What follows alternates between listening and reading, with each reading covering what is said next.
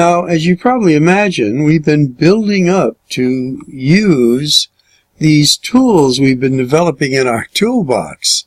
So now we're going on to topic 4 of chapter 9, operating with these radicals.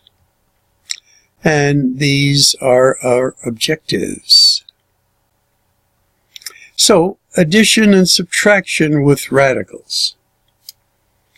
Now, they didn't start us with an easy one. They gave us sort of a complex one. And you might say, how can we add these? Because these are not like. They're not similar. But notice what we can do from an earlier lesson. We can simplify this.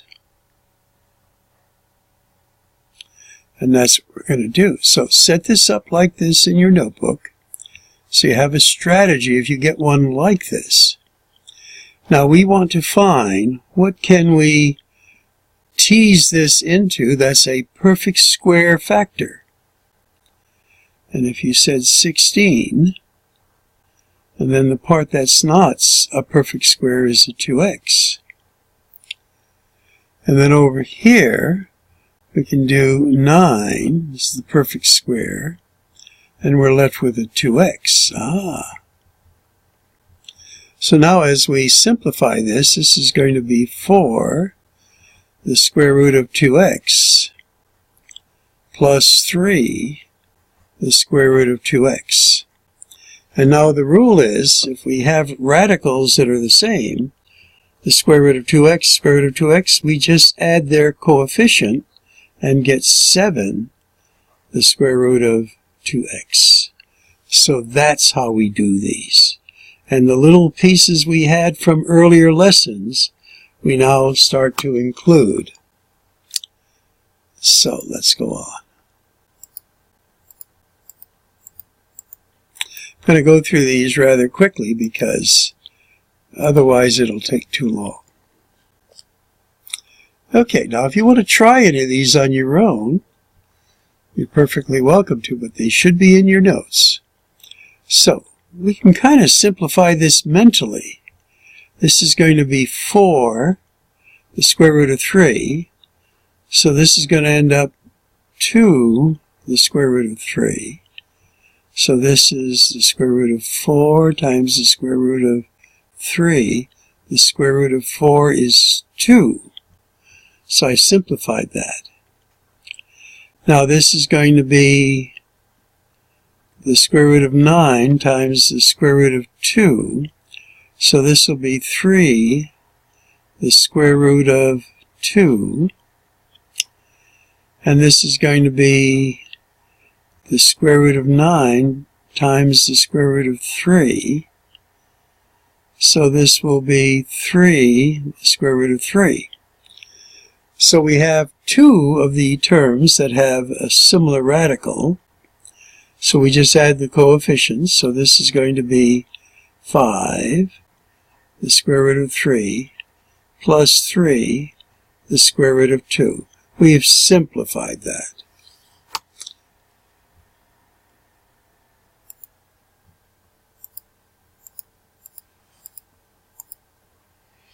And then they're showing the breakdown. And they're showing the ones that have the same common radical. And there's the answer. Okay. Again, we're going to do something similar here. This is going to be 3, third root of 5x. That's as far as we can go here. But now, in there we have a 3. And we're going to make 2 sets of parentheses here, radical signs, I should say. And this is going to be an 8, and this is going to be a 5x. Okay. So this is, remember there's a 1 out here.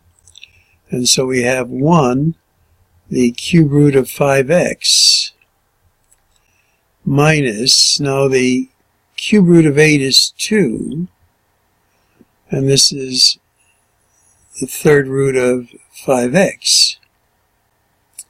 So we have one of these minus two of them leaves us with a negative 1 that we don't write, the cube root of 5x. And again, they're showing it to you, but I like the idea that I can show it to you, and you see it sort of in a flow pattern.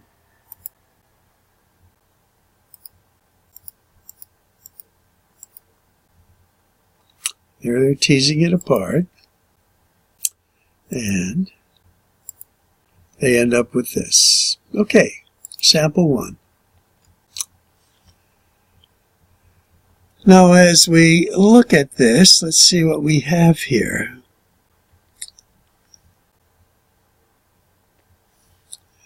Well, we know we can tease this apart, so we have x, then we have the square root of 4y squared, and then there's a y squared left over. We're taking the radicand and dividing it into two parts. This is just the one here. Got carried away here. There. And it's always good, of course, to check your work. And then this is going to be 5. And then the perfect square parts out of here is x squared, y squared, and you're left over with a y there. Okay, let's see what we have here now. So we're going to simplify this by getting square root of 4 is 2x, this x, and we're taking the square root of y squared is y, and then this ends up as the square root of y here from this part. And then now this is a 5. Square root of x squared is x. Square root of y squared is y.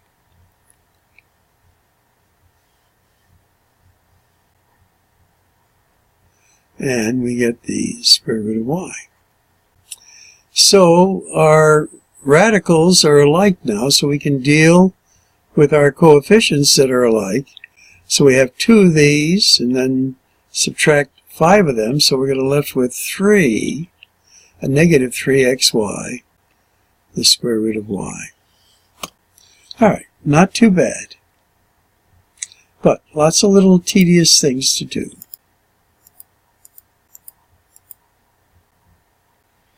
And they're showing what we did. Very good. And there's our answer. Okay. Now we're asked to do some multiplying here. So let's see what we can do. So we have the square root of 5. Now notice this is, we can tease this apart as to the square root of 5 times the square root of 3. Now, the square root of 5 times the square root of 5 is the square root of 25, which is 5, the square root of 3. Now, you could have done it, 45 and then played around with it. This is the better way here, or whatever number that would have been.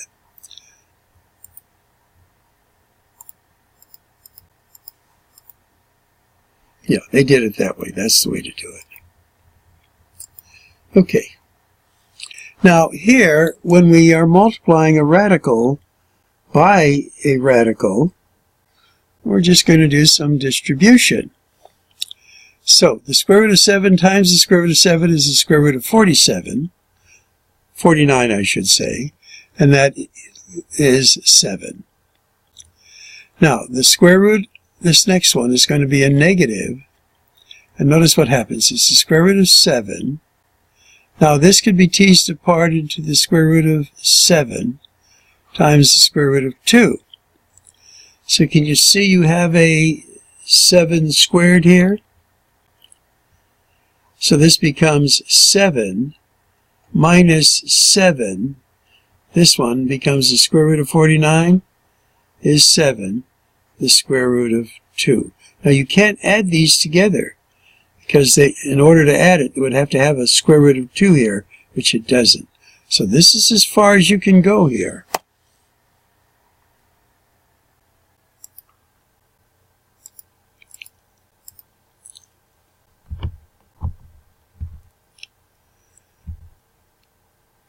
And you see they are pulling that extra square root of 7 out of here to get the square root of 2. All right, that's good. And then there's your answer. Okay. Now, for something like this, we're going back to an old friend, the FOIL. So we're going to multiply our outers here. Now, it's going to be 3 to the square root of 7 times the square root of 7.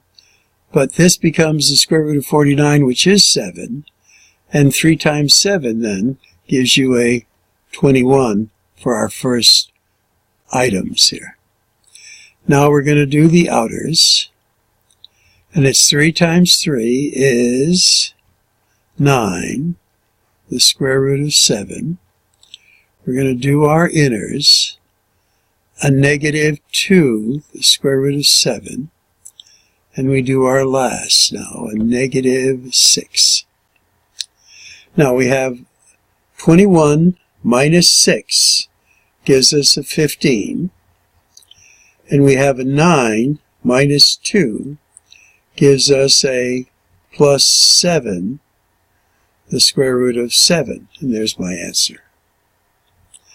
Now, they may be making it a little more elaborate as they do it, but, you know, I'm trying to keep it simple and accurate if I can, yes.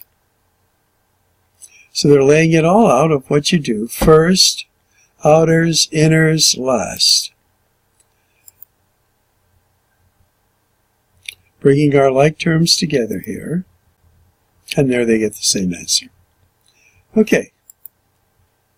Now, for something like this, we did have a special procedure in our Math 1103 class to square a binomial. So we said, square this term. Well, squaring this just makes this a 6.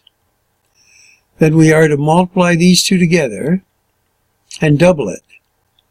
So when we multiply this together, we get the square root of 12. So it's 2, the square root of 12. And then we're going to square this.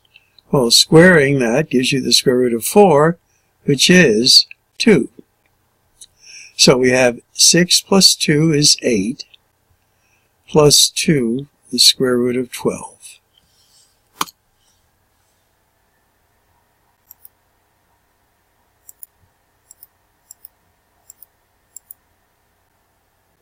And they're laying it all out here, showing you how to square the binomial.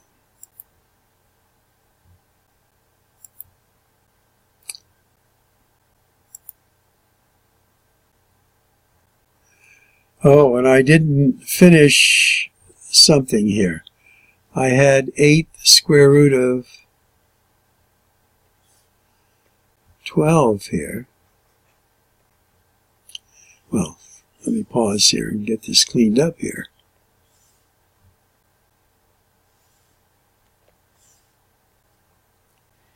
Okay, I should have noticed that, so that was a bad thing on my part here. The square root of 12, remember, is the square root of 4 times the square root of 3.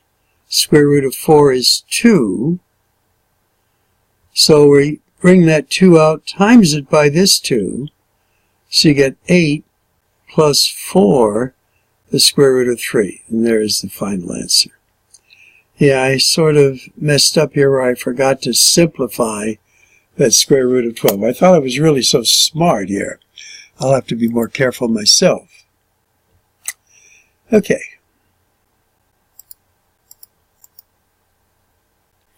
All right, now one of the things they want us to do is to rationalize the denominator of rational expressions.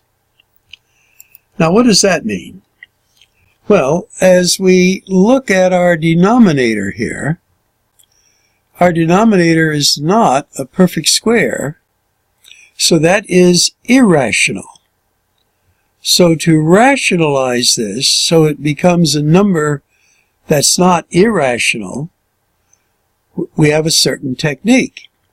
And the technique is make this into a perfect square. Well, remember, we can multiply any fraction by 1, but to make our denominator a perfect square, I'm going to choose the 1 in the form of the square root of 2 over the square root of 2.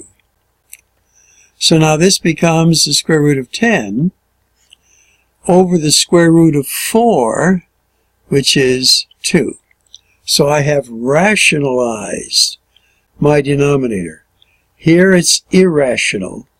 Here it's rational. So wonderful word, rationalizing the denominator.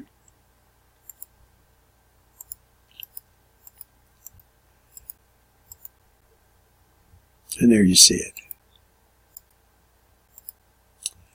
Okay, again, we're rationalizing the denominator. So let's look at this in some detail. So we can tease it apart and get 5. Now I'm not going to be faked out again. Remember, this is 2, the square root of 3x. I'm taking the square root of 4 out of this, and then getting a 2 and that. So, to make this a perfect square, I'm going to use 1 now in the form of the square root of 3x over the square root of 3x. Now remember, this then becomes 9x squared, which is 3x. So our denominator here is going to be 3x times 2, which is 6x. I have rationalized this denominator, and this just becomes the square root of 15x.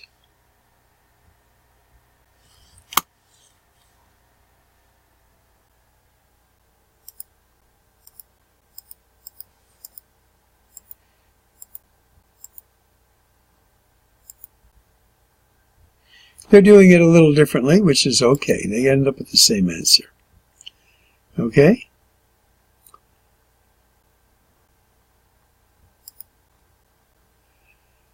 All right, we are going to rationalize the denominator. Let me work on this so we save a little time here. So as I tease this apart, I teased it apart into the third root of 8 times the third root of 4y.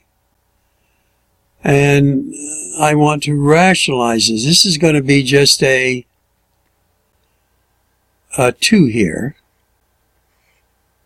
7, and then the third root of 4y. Now, what form of 1 am I going to multiply the numerator and denominator by to make this rational? Well, I'm going to choose the cube root of 2y squared. The cube root of 2y squared. Because now it'll make my denominator 8. 2 times 4 is 8, y cubed. Ah. So my numerator is 7 now. The cube root of 2y squared over. Now, when I multiply this, I get the cube root of 8y cubed, and I already have a 2 here. So the cube root of 8 here is 2. 2 times 2 is 4.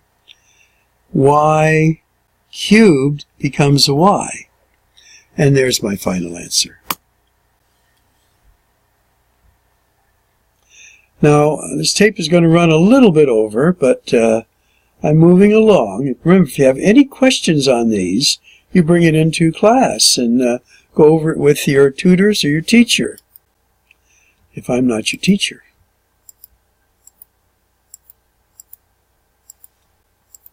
They're doing it a little differently. They get the same denominator, 4y, and our numerator is right there. Perfect. Okay, we can erase that.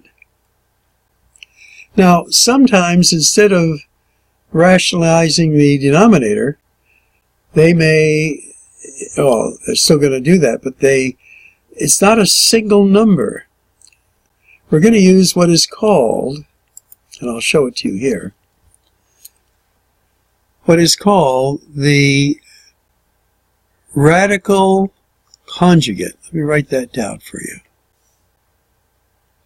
Now, this goes back to something we did earlier where we talked about conjugates. What's an interesting thing about conjugates? Remember, by definition, when you have the product of the sum and difference of the same terms, these are called conjugates. When you multiply conjugates, the middle terms cancel out, and you get the difference of perfect squares. Now, when we are going to rationalize, which in essence is like two terms in the denominator, we multiply numerator and denominator by the radical conjugate. So this is the model we're following. A plus B, A minus B. So what would be the conjugate of this?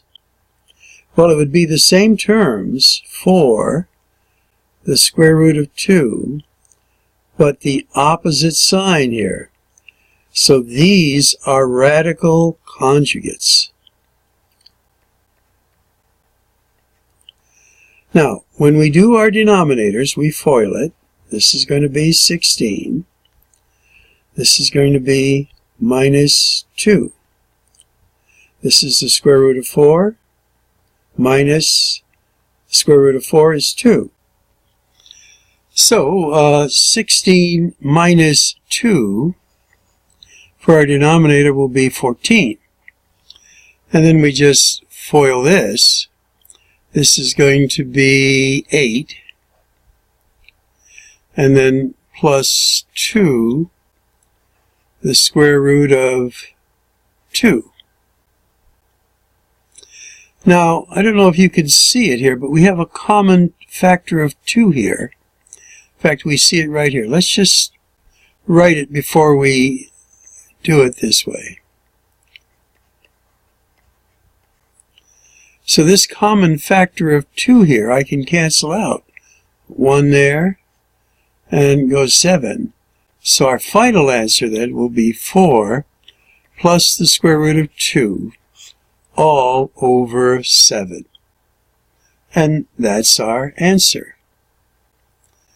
Okay, let's go on and check this out here.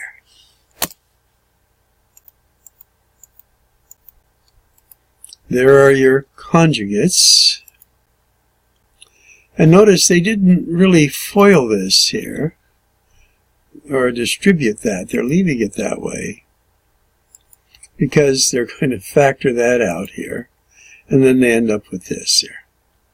Now notice our denominator is a rational number. Before it had a radical in there. Okay. So let's do this one here. And let's see what we get here. So what will our conjugate be here? And it's going to be 6 minus the square root of 5. And this is going to be 6 minus the square root of 5. So our denominator here is going to be 36 minus the square root of 25, which is 5. So that becomes a negative 5. So our denominator here is going to be a 31. And notice if we leave that without going through like we did before, the 31s cancel out. So we're just left with 6 minus the square root of 5. Alright, again, you want to know the process. And we're running over 20 minutes here, so going a little fast, but you can always pause to check things out carefully here. There's our conjugates. There's our 31, and our 31s will cancel out here nicely. And there's our answer. All right, now how about if we have two radicals? Well, it works the same way here. We're rationalizing the denominator. So here it will be the square root of 7 plus the square root of 2. And this will be the square root of 7 plus the square root of 2. So this square root of 7 times square root of 7 is the square root of 49, which is 7. This is the square root of 4, which is 2. And then on the top, it's just going to be, this is our denominator here, it's just going to be the square root of 7 plus the square root of 2, and this then becomes 5 in our denominator, and the square root of 7 plus the square root of 2. It's just 1 times this, so it clears that parenthesis there.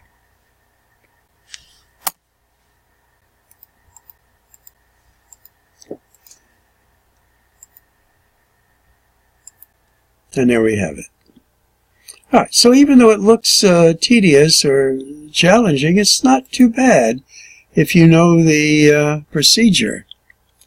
All right, let's do this one. Again, you want to pause and do it on your own. That's fine. The conjugate of this is 1 minus the square root of x. 1 minus the square root of x. So this is just a 1. We're allowed to multiply any fraction by 1.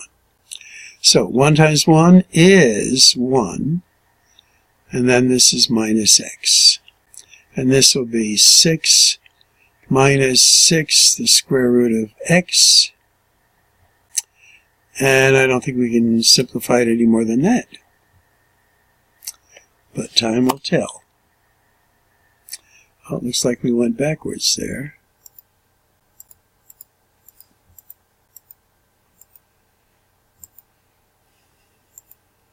And there it is, yep.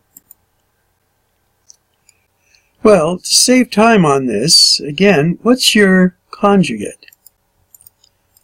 Well, it's going to be the square root of x plus the square root of y. Now, notice when we do the FOIL down here, we get x minus y. And notice there is an x minus y in the numerator that will just cancel out. So this one's a little tricky, and you end up with just the remainder of the numerator for this. Alright, so get some good notes. And now they want us to be able to put this into your calculator to be able to get an answer.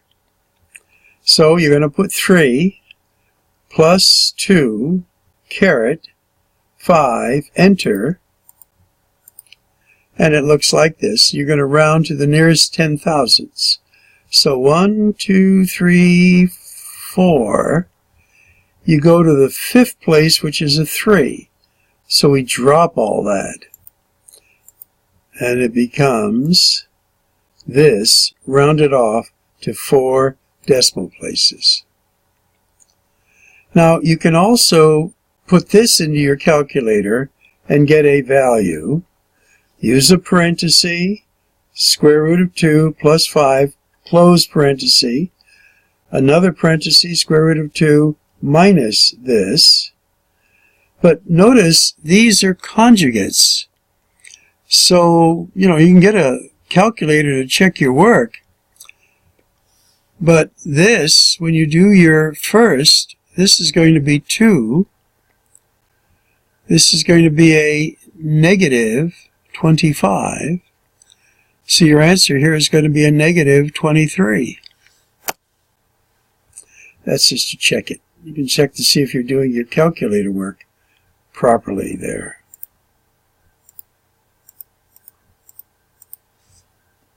There's your negative 23. Okay. Now you could also do this. Again, you have to put it in there carefully. 3, and then hit the division bar, and then put this in parentheses. That's the key to it. And you should get something like this. And hopefully you're trying this out with your calculator. And you round it off to 4 decimal places. So 1, 2, 3, 4. The fifth is a 7. So you have to make this 7 an 8, which is what they've done.